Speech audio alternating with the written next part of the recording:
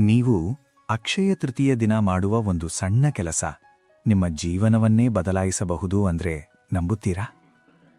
ಹಾಗಾದ್ರೆ ಅಕ್ಷಯ ತೃತೀಯದ ನಿಜವಾದ ಮಹತ್ವ ಏನು?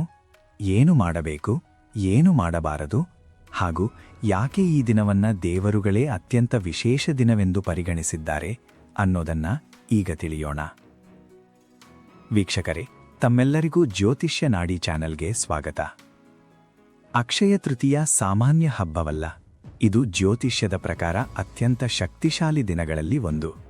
ಇದನ್ನು ಅಬೂಜ ಮುಹೂರ್ತ ಅಥವಾ ಸ್ವಯಂ ಸಿದ್ಧ ಮುಹೂರ್ತ ಎಂದು ಕರೆಯಲಾಗುತ್ತದೆ.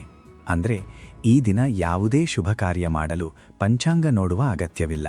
ಮದುವೆ, ಮನೆ ಖರೀದಿ, ಹೊಸ ವ್ಯವಹಾರ ಆರಂಭ, ಹೂಡಿಕೆ ಏನೇ ಮಾಡಿದರೂ ಇಡೀ ದಿನ ಶುಭವಾಗುತ್ತದೆ.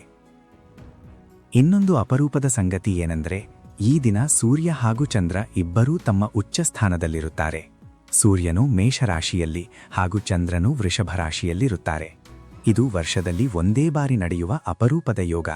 ಇದರಿಂದ ವ್ಯಕ್ತಿಯ ಆತ್ಮಬಲ ಹಾಗೂ ಮನೋಬಲ ಎರಡೂ ಹೆಚ್ಚಾಗುತ್ತವೆ ಹಾಗೂ ಜೀವನದಲ್ಲಿ ಯಶಸ್ಸಿನ ದಾರಿ ಸುಲಭವಾಗುತ್ತದೆ ಎಂದು ಹೇಳಲಾಗುತ್ತದೆ.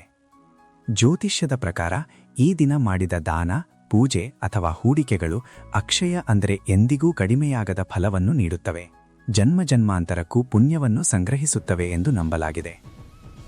ಈ ದಿನಕ್ಕೆ ಸಂಬಂಧಿಸಿದ ಪೌರಾಣಿಕ ಕಥೆಗಳು ಇನ್ನಷ್ಟು ಅದ್ಭುತ. ಭಗೀರಥನ ತಪಸ್ಸಿಗೆ ಮೆಚ್ಚಿ ಗಂಗಾದೇವಿ ಭೂಮಿಗೆ ಇಳಿದ ದಿನ ಇದೇ ಎಂದು ಹೇಳಲಾಗುತ್ತದೆ. ಇದರಿಂದ ಈ ದಿನಕ್ಕೆ ಪವಿತ್ರತೆ ಇನ್ನಷ್ಟು ಹೆಚ್ಚಾಗಿದೆ. ಇದೇ ದಿನ ವೇದವ್ಯಾಸರು ಮಹಾಭಾರತವನ್ನ ಬರೆಯಲು ಪ್ರಾರಂಭಿಸಲು ಗಣೇಶನನ್ನು ಕೇಳಿದರು ಹಾಗೂ ಮಹಾಭಾರತದ ಬರವಣಿಗೆ ಆರಂಭವಾಯಿತು. ವನವಾಸದಲ್ಲಿದ್ದ ದ್ರೌಪದಿಗೆ ಸೂರ್ಯದೇವನು ಎಂದಿಗೂ ಖಾಲಿಯಾಗದ ಅಕ್ಷಯ ಪಾತ್ರೆಯನ್ನು ನೀಡಿದ ದಿನವೂ ಇದೇ ಎಂದು ಹೇಳಲಾಗುತ್ತದೆ.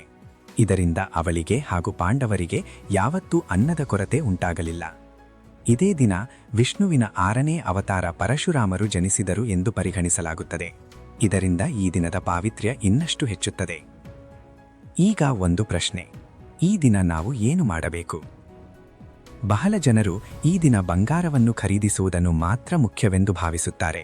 ಆದರೆ ನಿಜವಾದ ಮಹತ್ವ ದಾನದಲ್ಲಿ ಇದೆ.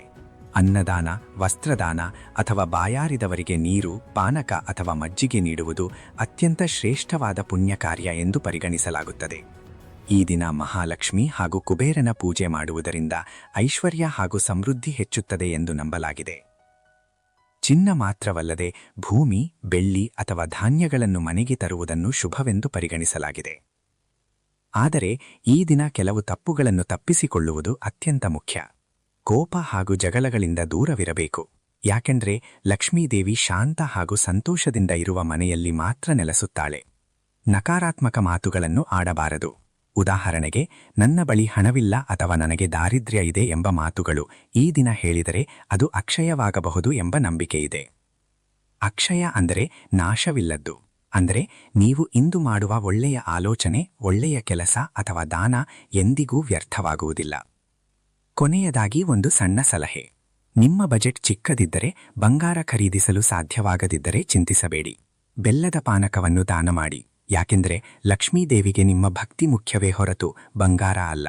ಆದ್ದರಿಂದ ಈ ಅಕ್ಷಯ ತೃತೀಯವನ್ನು ಕೇವಲ ಬಂಗಾರ ಖರೀದಿ ಮಾಡುವ ದಿನವೆಂದು ನೋಡದೆ, ನಿಮ್ಮ ಜೀವನದಲ್ಲಿ ಅಕ್ಷಯ ಸಂತೋಷ, ಐಶ್ವರ್ಯ ಹಾಗೂ ಶಾಂತಿಯನ್ನು ತರಬಹುದಾದ ಒಂದು ಅವಕಾಶವೆಂದು ನೋಡಿ. ಈ ವರ್ಷ ಅಕ್ಷಯ ತೃತೀಯದಂದು ನೀವು ಏನು ಮಾಡಲಿದ್ದೀರಾ ಎಂಬುದನ್ನು ಕಮೆಂಟ್ ಮಾಡಿ.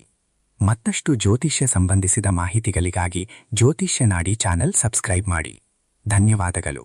ನಿಮ್ಮ ಜೀವನದಲ್ಲಿ ಸದಾ ಬೆಳಕು ಇರಲಿ.